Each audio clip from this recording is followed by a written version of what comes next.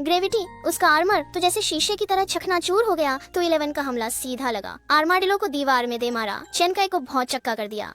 पिछले अध्याय में तुमने जरूर देखा होगा कि उसकी क्षमता पुस्तिका का इस्तेमाल करने से क्या खर्चा आता है, इसलिए उसने पहले कुछ सप्लीमेंट्स खरीदे ताकि अपनी प्रतिभा का बोझ कम कर सके। और अब जब वो अच्छे से तैयार हो गया, उसने अंत में 11 को उसका सख्ती कौशल दोबारा सिखा दिया। इसके साथ 11 अब और भी मजबूत दिख रहा है और लगता है जैसे उसने स्तर भी बढ़ा लिया है। अब अगले हिस्से की तरफ बढ़ते हैं। अब जबकि उसे शक्तिशाली महसूस हुआ, 11 ने उत्साहित होकर अपना हार्डन सक्रिय किया और उसे जमीन पर इस्तेमाल किया, शिर्यू को उसके कोर तक झटके देते हुए, क्योंकि उसकी फटी हुई जेब इसे संभाल नहीं पा रही थी। तो उसने पूछा वो क्या कर रहा है, जिस पर 11 भी हैरान रह गया देखकर कि उसने फुटपाथ के साथ क्या कर दिया, जिसे शिर्यू ने उसे समझाया कि यह उम्मीद के मुताबिक था, चूंकि उसकी हार्डन में महारत अब अनुभवी स्तर पर है और उसकी लड़ाई की शक्तियां अब पहले से कई गुना ज्यादा हो गई होंगी। अपने शरीर में यह अचानक परिवर्तन देखकर 11 ने उत्साहपूर्वक पूछा कि उसके प्रशिक्षक ने उसके साथ क्या किया, जिस पर शिर्यू खुश हुए कि अब उसका पालतू जानता है कि वो कितना शानदार है। जैसा कि उसने पूछा क्या वो अब भी प्रशिक्षण के लिए जल्दी में है। हालांकि 11 ने उसके सवालों का जवाब नहीं दिया,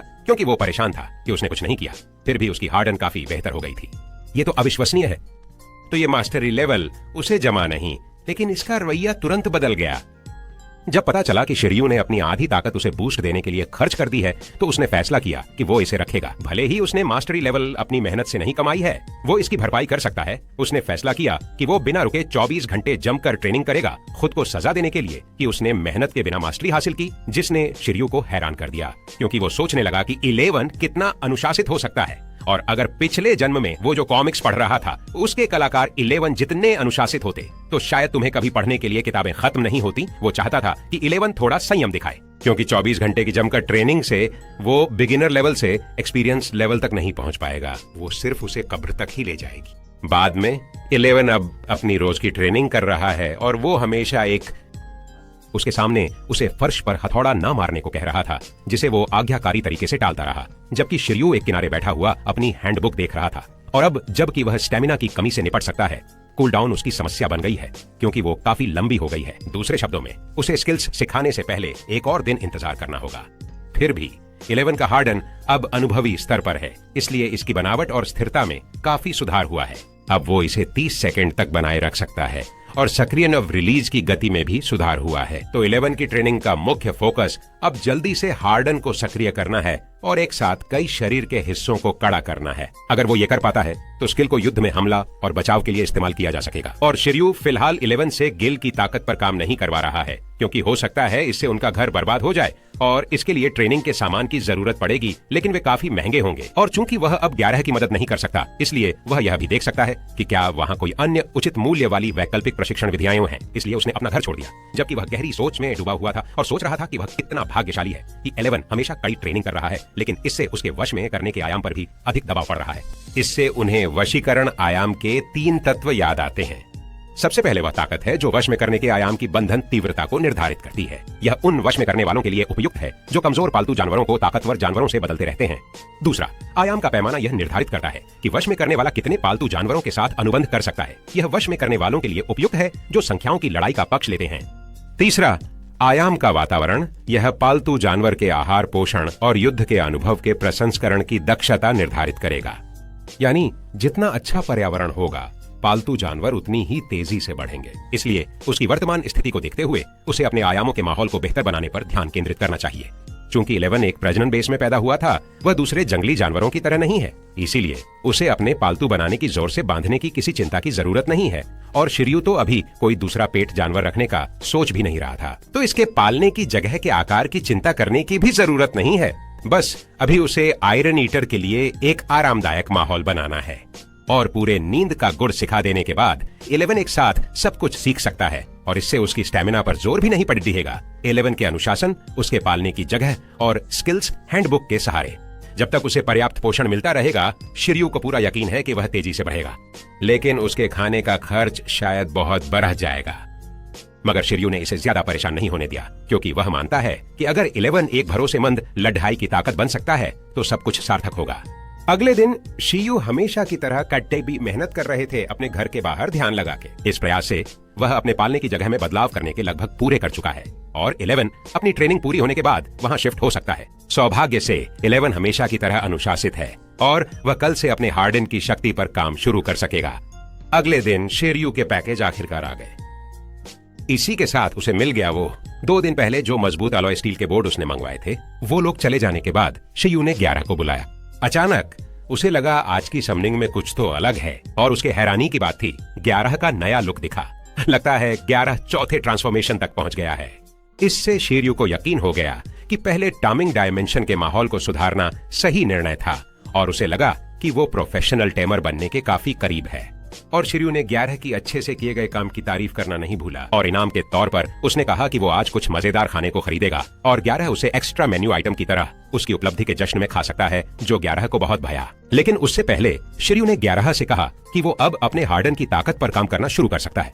भले ही इस माहौल में हार्डन की ताकत की परीक्षा लेना सही न हो, उसने उसके लिए फिर भी कुछ खरीद रखा है। लेकिन उसे हैरानी हुई जब उसके कह खत्म करने से पहले ही 11 ने अपने गाल शिरयू की तरफ किए और उसे मजबूत सामानों से मारकर उसकी ताकत परीक्षा लेने को कहा, जिसे शिरयू ने मना कर दिया।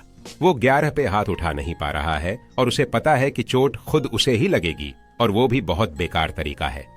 वैसे भी उसने 11 की तैयारी कर रखी है। उसे टिकाऊ अलॉय स्टील के बोर्ड दिखाए, क्योंकि वो नहीं चाहता कि वो दीवारों पे मारे, पर ये बोर्ड मार सकता है। और अगर वो सोचता है कि वो काफी मजबूत नहीं हुआ है या ट्रेनिंग का असर नहीं दिख रहा, तो वो और बोर्ड्स को एक दूसरे के ऊपर फर्श पे जमा सकता है।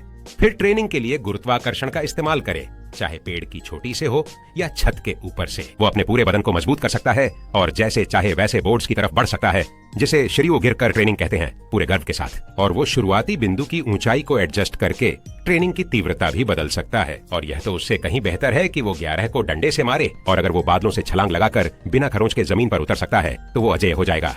जिस पर 11 खुशी खुशी चिपक गया शिरयू के साथ अपनी खुशी जताने के लिए, और अब जान गया कि उसका टेमर कितना जीनियस था। इसके साथ कुछ ही दिनों में आंख झपकते ही वक्त निकल गया, और अब 11 मजबूत एलॉय स्टील की बोर्ड के आर पार चला गया। ये देख के तो लगा ही नहीं कि जरा भी मजबूत है। इसके टुकड़े टुकड़े हो गए, और अगर 11 को इस स्टील बोर्ड को तोड़ने में नुकसान भी हुआ है तो कोई बात नहीं, क्योंकि वो खुद पे झटपट हील का इस्तेमाल कर लेता है। इससे उसकी हालत फिर से बिल्कुल दुरुस्त हो गई, तो वह बिना किसी खटपट के अपनी ट्रेनिंग जारी रखता है।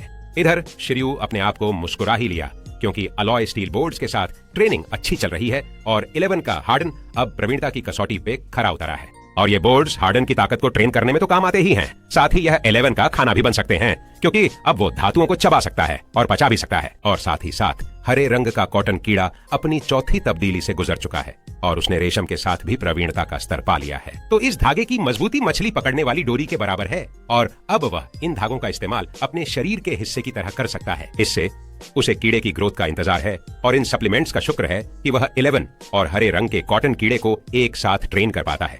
और हर बार जब वह स्किल्स हैंडबुक का इस्तेमाल करके आई थकान से उभरता है, तो उसे अपनी बॉडी की संरचना में सुधार महसूस होता है। ये बिल्कुल वर्कआउट की थकावट जैसा है, इसलिए अभी भी उसमें इतनी एनर्जी बची हुई है कि वह अपने घर से बाहर जा सके। और 11 को ट्रेनिंग करते हुए देखकर उसे स्किल मास्टरी लेवल्स की याद आई, जो कि बिगिनर, एक्सपीरियंस्ड, प्रोफिशिएंट, परफेक्ट और फ्लॉलेस होती हैं।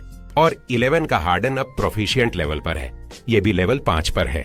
इससे अब उसका हार्डन फ्लूइड कवरेज प्राप्त कर सकेगा, जबकि हरे रंग का कॉटन वर्म सिल्क अब प्रोफिशिएंट लेवल पर है, ये भी लेवल 4 पर है। इससे शिरयू समझ गया कि अब ट्रेनिंग के नतीजे देखने का सही समय है। इसलिए वह 11 को आराम करने को कहता है, क्योंकि उसे असली लड़ाई के लिए एनर्जी की जरूरत पड़ेगी, जिससे 11 की लड़ाई की भावना उत्तेजित होती है।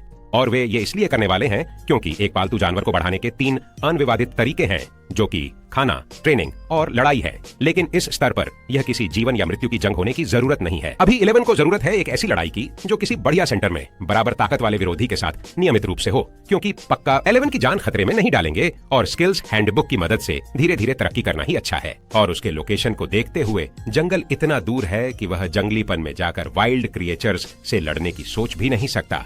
और प्रोफेशनल टेमर बनने के लिए उसे बेसिक परीक्षा, असली लड़ाई की परीक्षा और सर्वाइवल परीक्षा पास करनी पड़ेगी। पर वो फैसला करता है कि सर्वाइवल ट्रायल्स से उस समय निपटेगा जब समय आएगा, क्योंकि अभी के लिए वो रिस्की है। और अगर उसे जंगली में लड़ने का तजुर्बा चाहिए तो वह टेमर्स एसोसिएशन की वाइल्डरनेस ट्रेनिंग ज्वाइन कर सकता है, जहां प्रोफेशनल्स के इर्द गिर्द होने से सुरक्षित रहेगा। कुछ ही पलों में तुम टेमर्स बैटल जिम के दरवाजे पर पहुंच गए हो।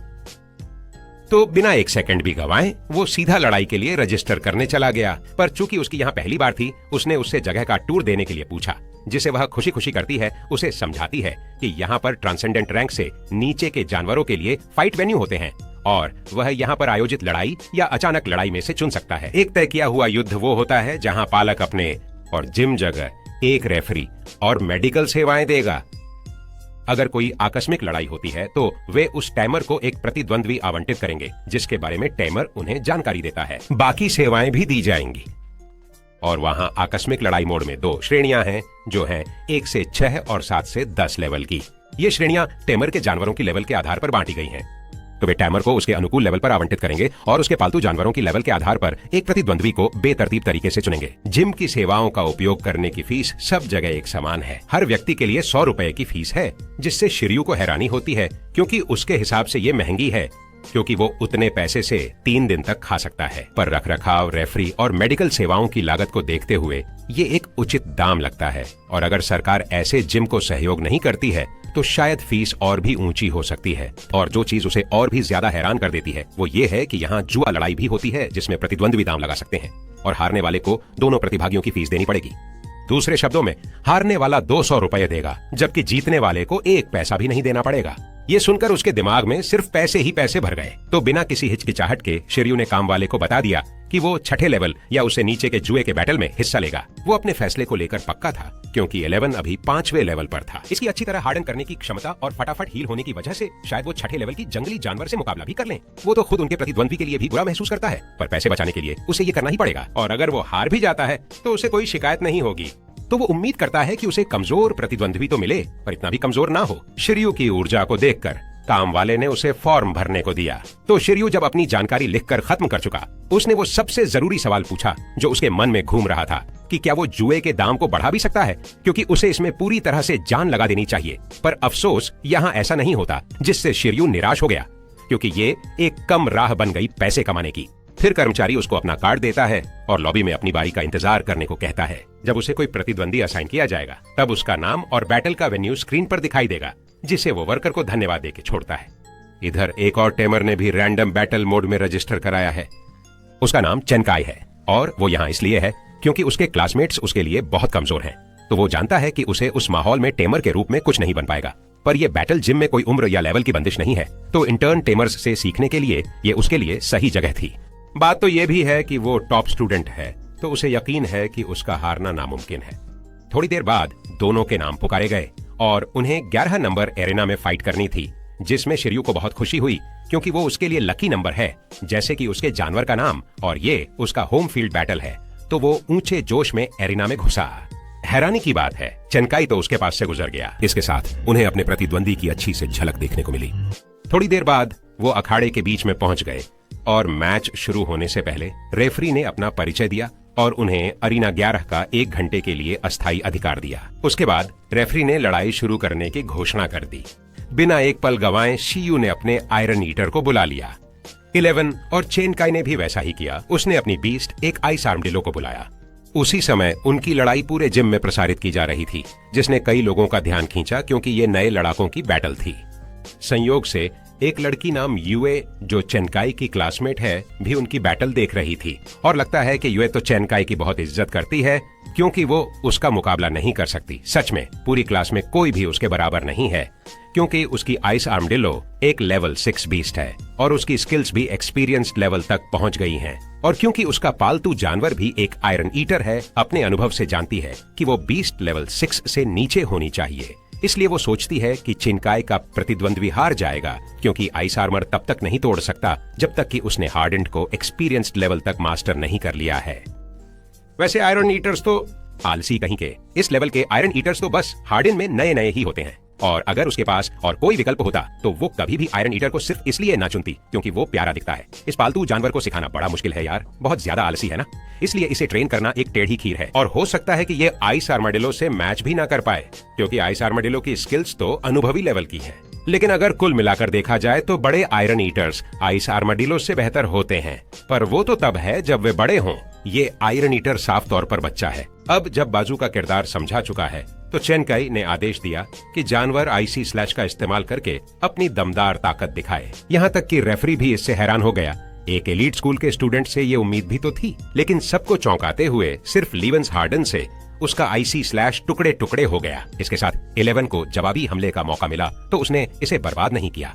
फिर भी आर्मडीलो के पास कुछ दांव है ना, तो वो अपना आइस आर्मडीलो का कवच लगा के हमले को रोक लेता है। लेकिन लेवेंस के हार्डन होने के साथ ग्रेविटी, उसका आर्मर तो जैसे शीशे की तरह चकनाचूर हो गया, तो 11 का हमला सीधा लगा। आर्माडिलो को दीवार में दे मारा, चेनकाई को बहुत चक्का कर दिया। जबकि सिरियू को इस परिणाम से खुशी हुई, क्योंकि हार्डन का प्रदर्शन असली लड़ाई में उसकी उम्मीद से भी बढ़कर रहा है। अगर उसे पता होता कि ऐसा होगा, तो वह 11 की लड़ाई की भावना को भोजन से प्रेरित नहीं करता। उसे तो यह भी आश्चर्य हो रहा है कि मैच अभी खत्म हो गया, क्योंकि उसे उम्मीद नहीं थी कि बराबरी के प्रतिद्वंद्वी के साथ लड़ने पर ऐसा होगा। इससे वह फैसला करती है कि इसके बाद और भी मजबूत प्रतिद्वंद्वी की तलाश करेगी, ताकि 11 की स्ट्रेंथ को और अच्छे से परख सके। उसी समय रेफरी जो हुआ उस पर यकीन नहीं कर पा रहा था। एक युवा लेवल 5 के आयरन ईटर द्वारा हार्डन को प्रोफेशनल लेवल तक पहुंचते देखकर यूए भी इससे शॉक्ड थी, जिसके कारण उसने चंकाई को अपना क्लासमेट मानना छोड़ दिया और वह चेनकाई इस प्रतिद्वंद्वी की पहचान जानने में भी काफी उत्सुक थी, क्योंकि लेवल 5 का आयरन ईटर हार्डन को प्रोफेशनल लेवल तक पहुंचाए,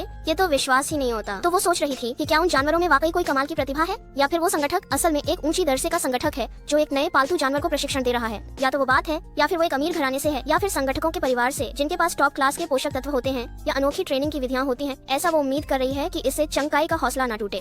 इस बीच चंकाई तो जो हुआ उससे एकदम स्तब्ध रह गया था, और जब उसने फिर से उस लोहा खाने वाले को देखा जो उसे खुशी खुशी हाथ हिला रहा था, तो उसे एहसास हुआ कि समाज तो राक्षसों से भरा पड़ा है और स्कूल ही वो जगह है जो उसके लिए बनी है। जबकि 11 खुशी खुशी पोज कर रहा था, क्योंकि उसे दिखाई देने लगा था कि सुबह 4 बजे उठकर स्टील बोर्ड को छूने की उसकी मेहनत रंग ला रही है। उसके बाद रेफरी ने शियू और 11 को विजेता घोषित कर दिया, जिससे उन्हें बेहद खुशी हुई। लाइक बटन दबाओ और देखने के लिए धन्यवाद।